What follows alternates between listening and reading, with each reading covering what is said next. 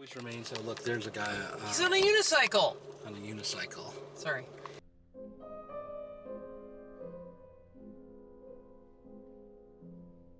Hello Zero Books readers. In this video, we'll explore the question of whether the late Mark Fisher's idea of acid communism might provide us with an antidote for what he called capitalist realism.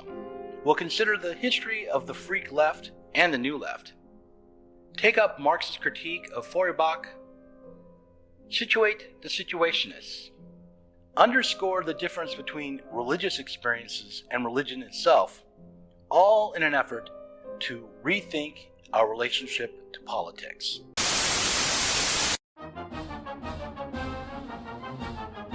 Let's start by explaining what acid communism is, or where it comes from.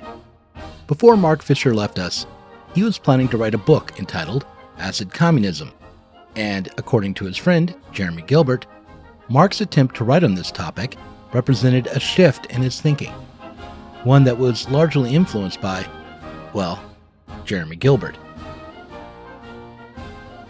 In an essay that Gilbert wrote for Open Democracy, entitled Psychedelic Socialism, he explained the idea this way, quote, "There's a fascinating confluence between the idea of higher consciousness, which emerges in some of the mystical, yogic, and philosophical literature of the 20th century, and the idea of politically raised consciousness, which became so central to 1970s radicalism. Both of these ideas had older antecedents.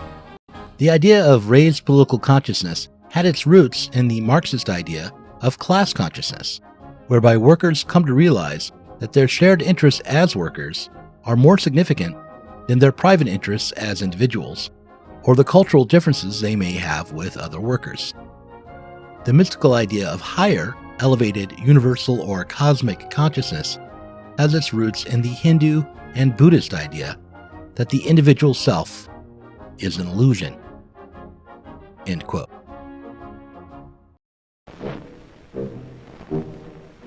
He was not a Russian, but a German.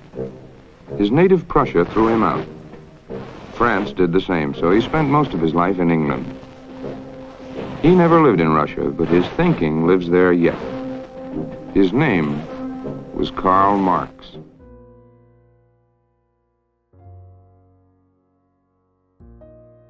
The claim that Marx held with this notion of class consciousness is mistaken on a number of levels. First, Marx didn't write about consciousness much. It was Engels who wrote about that, and he wrote about false consciousness and not class consciousness. The writer who did work out a simple model for a three-tiered class consciousness is the British sociologist Michael Mann. Mann's notion of class consciousness did run in parallel with the idea of an ascending consciousness, the kind of idea that one might find in, say, a Hindu or Buddhist text, but certainly would find in a New Age bookstore or head shop. Class consciousness, according to Mann, followed a four-step model. Step 1, self-recognition. You are working class. Step 2, recognition of opponent. You are against the bourgeoisie. Step 3, class totality. You are working class and hence you are opposed to the bourgeoisie. Step 4, transcendence. You must come together and develop a new vision for society. The problem is that a close reading of Marx, and especially his most developed and thoroughly worked out critique of political economy and capital, reveals that the working class as a working class cannot be the basis for a new society. Moishe Postone pointed this out in his book, Time, Labor, and Social Domination, when he wrote, "Marx's analysis of value necessarily implies that the basis of capital is and remains proletarian labor. The contradiction of capitalism is not between proletarian labor and capitalism, but between proletarian labor and the possibility of another mode of production."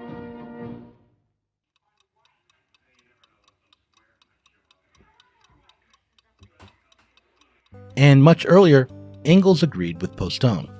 He defined false consciousness as, quote, the bourgeois illusion of the eternity and the finality of capitalist production.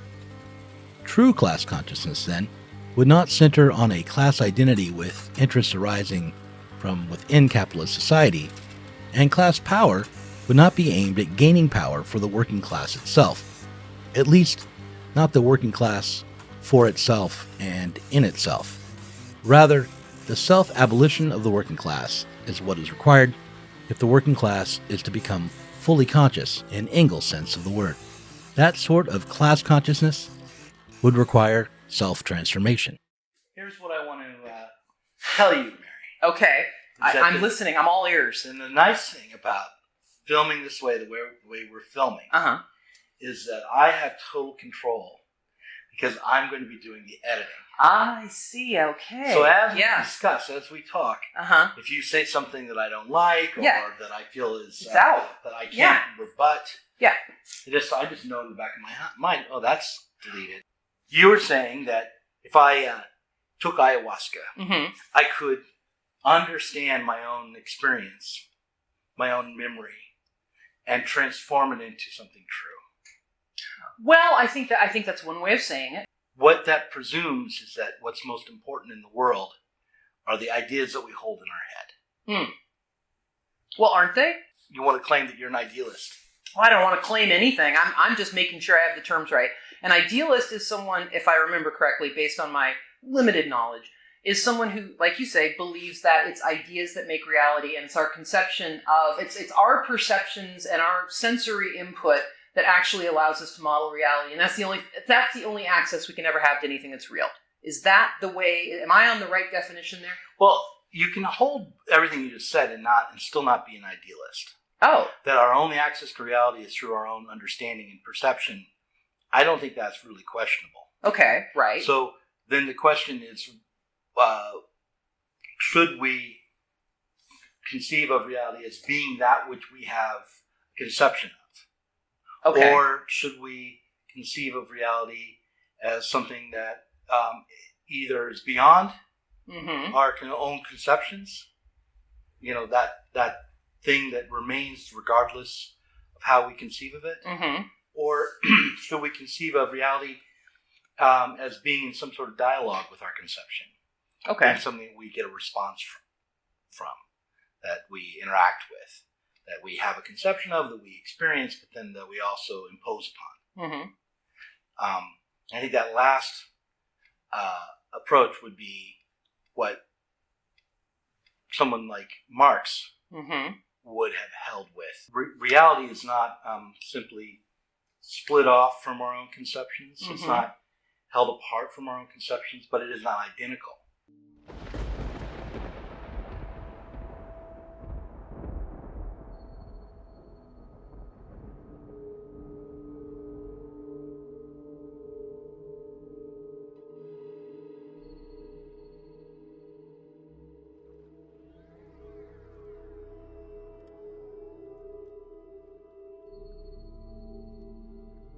The trouble with this four-step process of class consciousness is that there is no connection between workers organizing out of even mutual self-interest under capitalism and creating a new society.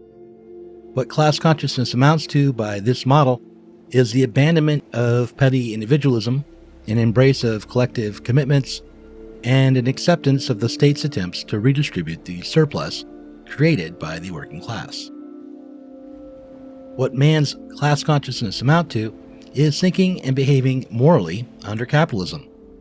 And that's where acid communism comes in. Rather than accept the need for a material transformation of society, we ask for a miracle, which is something acid at least appears to be able to deliver.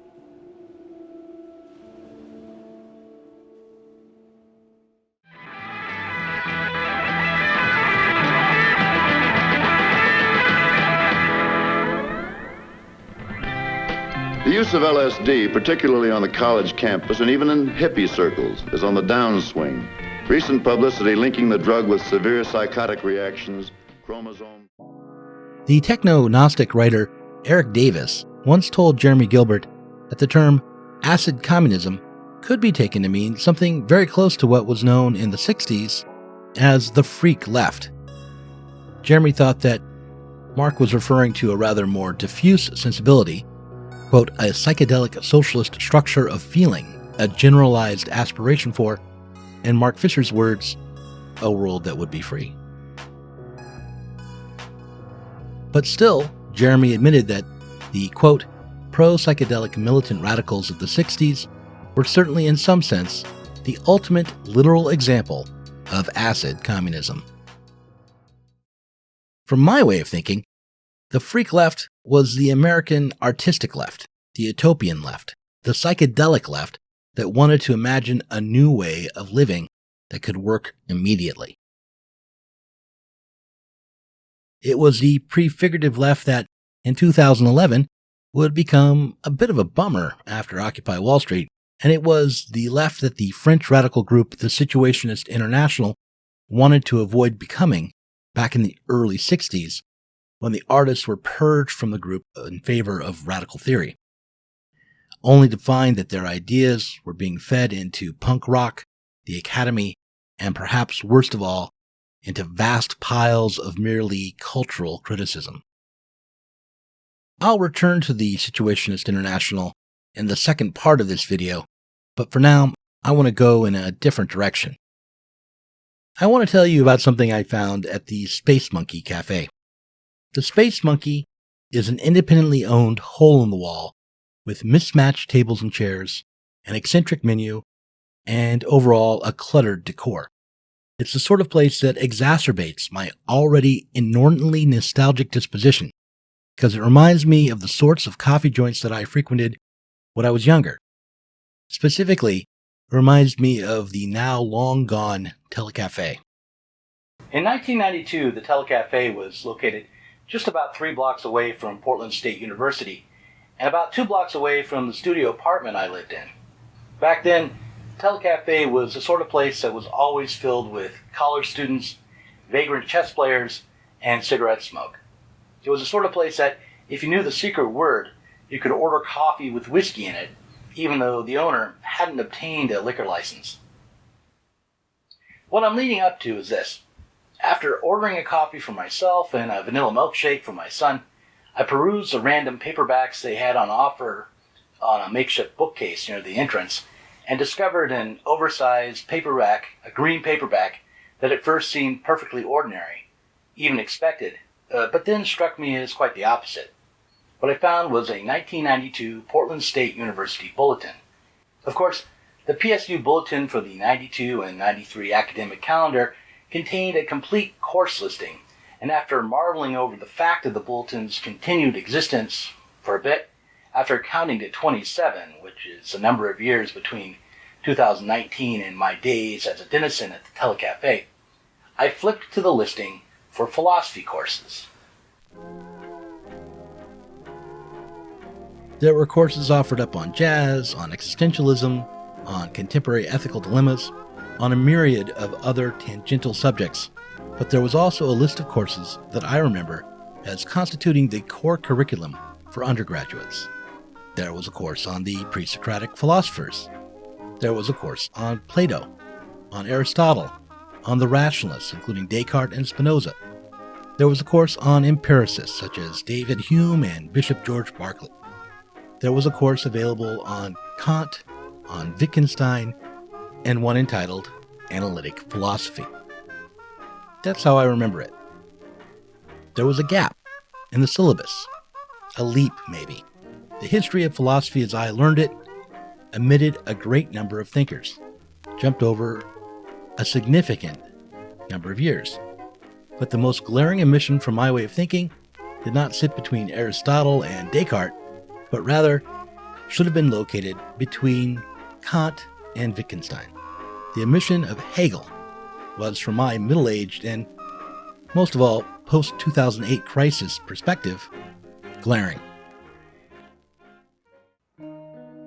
Now, I took a course on Wittgenstein back in college, but I think I received a B, and today I couldn't tell you much about the contents of the class. But looking online, I find that the Stanford Philosophical Encyclopedia describes Wittgenstein's Tractatus this way. Quote, in the Tractatus, Wittgenstein's logical construction of a philosophical system has a purpose: find the limits of world, thought, and language. In other words, to distinguish between sense and nonsense. To me, this sounds like a return to Kant. Specifically, Wittgenstein appears to agree with Kant about the irrationality of what Kant thought of as the noumenal world, which is the world as it is outside of and operating independently from humanity's experience and reason. For Kant, this noumenal realm both had to exist and could not be comprehended. Hegel argued that what Kant had failed to notice was that this noumenal realm was, in fact, a human concept. It was set up in relation to our own understanding as the impenetrable ground that our subjectivity rested upon. Now, some of you know that the book Give Them an Argument, Logic for the Left, is due out from Zero Books at the end of May. In an effort to fulfill that injunction to give them an argument, I'm going to try to create an argument for you that I think follows from Hegel's objection to Kant.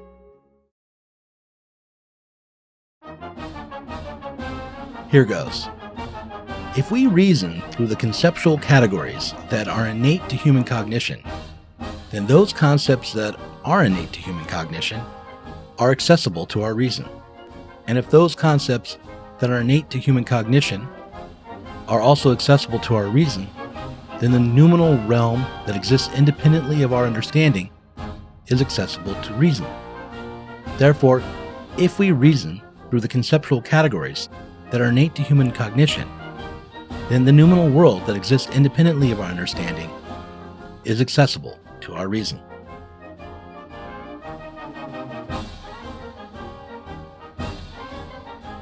Now, Ben tells me that this is a valid hypothetical syllogism.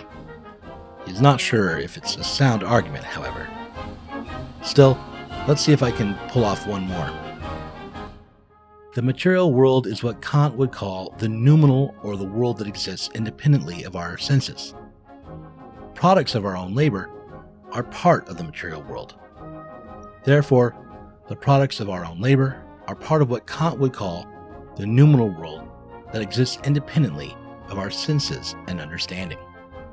I could go on in this vein for a while, but since this is YouTube, I'll cut you a break and just skip to the end.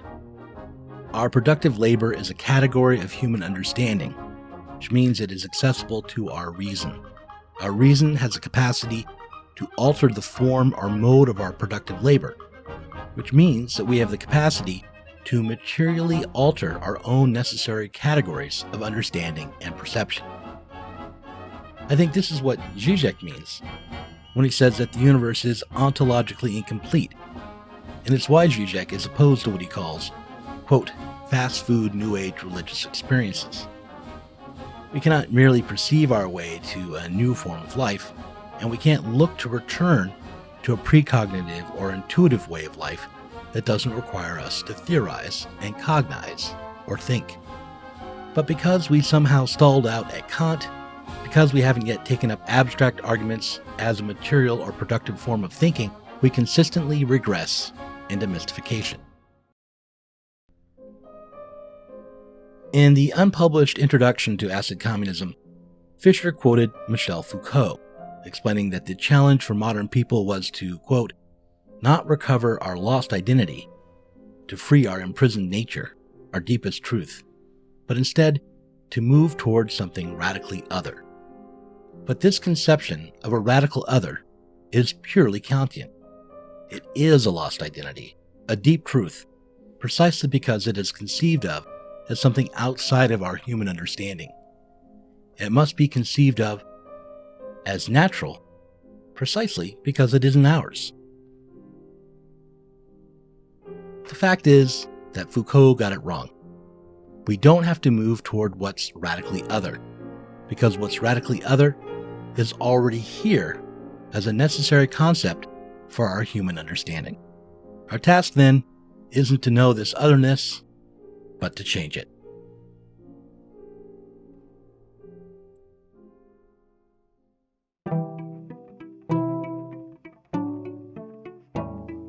Thanks for watching this Zero Books video. If you enjoyed it, subscribe to this channel and click on the notifications bell so that you'll be alerted whenever we release a new video.